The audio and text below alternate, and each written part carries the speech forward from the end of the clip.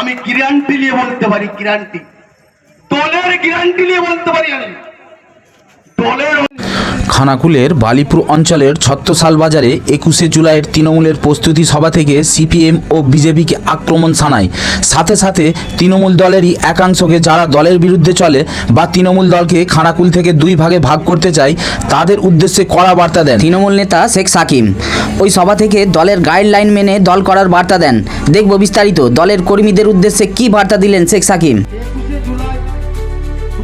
26 সালে যে নির্বাচন আছে, বিধানসভা নির্বাচন, 21শে জুলাই মঞ্চ থেকে কিছু বক্তব্য রাখবে। দলের কিছু গাইডলাইন আমরা শুনবো, দলের কিছু ক্রাইটেরিয়া আমি শুনবো, দলের কিছু ডিসিপ্লিন আমি শুনবো। শুনে এসে এলাকায় মমতা ব্যানার্জির নেতৃত্বে যেমন বা বলবে সেইভাবে আমরা রাজনীতিটা করব। এইটা হলো দলের গাইডলাইন। আপনারা জানেন সামনে লোকসভা নির্বাচন, আমাদের এই ঘরের পাশে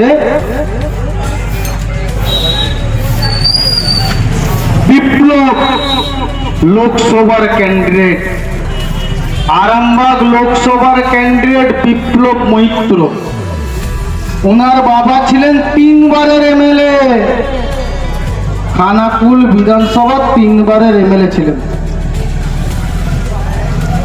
যাই হোক, ওনার ছেলেকে লোকসভার ক্যান্ডিডেট করলো সিপিএম একটা আশা নিয়ে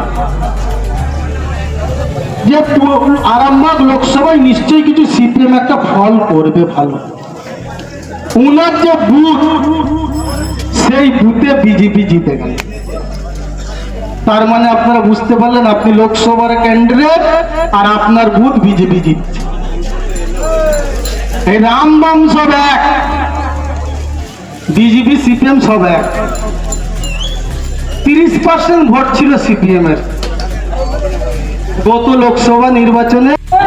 সুব্রত বক্সিকে বলবে, সুব্রত বক্সি কাকে বলবে? জেলা সভাপতি দিকে ডেকে বলবে যে দলের এই গাইডলাইন আছে, দলের এই ডিসিপ্লিন আছে, এই ডিসিপ্লিন মেনে তোমাকে চলতে হবে। তাহলে জেলা সভাপতি কাকে বলবে? ব্লক সভাপতিকে। ব্লক সভাপতি কাকে বলবে? আমার অঞ্চল সভাপতি। যে অঞ্চল অঞ্চলে 3টে করে স্ট্রিক্ট কর্নার করতে হবে, অঞ্চল অঞ্চলে মিটিং করতে হবে, বুথে বুথে মিটিং করতে হবে। তাহলে দলের সিস্টেম আপনাকে মানতে হবে। আপনারা কি করছেন? অমুক দাদা মিটিং ডেকেছে, মিটিং এ যেতে হবে।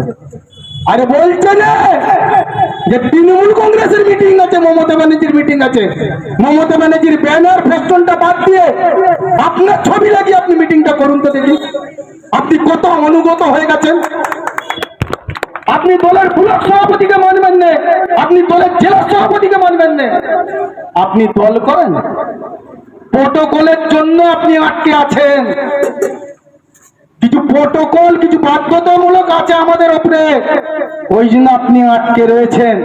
প্রোটোকল যেই দিনে খুলে যাবে, ওই খানাকুলে 1 নম্বর ব্লকে যেমন একদিনে 7টা কর্মাধ্যক্ষ পড়েছিল, তেমন আপনার লাখ লাখ কোটি কোটি টাকা নিয়ে যারাই সিপিএম এর হার মারছিল, তারাই এখন জয় শ্রীরামের নারা গাইছে যে আমরা বিজেপি হয়ে গেছি। বন্ধু, বিজেপি হও আর সিপিএম হও আর যদি তৃণমূলও আসো, তোমার বিচার কিন্তু আরামবাগ করতে হবে। যেভাবে অত্যাচার করেছো এই 76 সালের মানুষের উপরে, বালিপুরের মানুষের উপরে। এইখানে ছিল 76 সালের হারমাদ বাহিনী, এইখান দিয়ে বড় দিগুড়িয়ে যে তোমরা গুলি চালিয়েছো, মাঝপুরে গেছো, হেলানে গেছো, বালিপুরে গেছো, বিভিন্ন জায়গায় তোমরা অত্যাচার করে বেরিয়েছো, হাজার হাজার মানুষকে খুন করেছো। আমার বিধানসভায় 13 জন তৃণমূল কর্মীকে তোমরা খুন করেছো। চিন্তা করার কারণ নেই।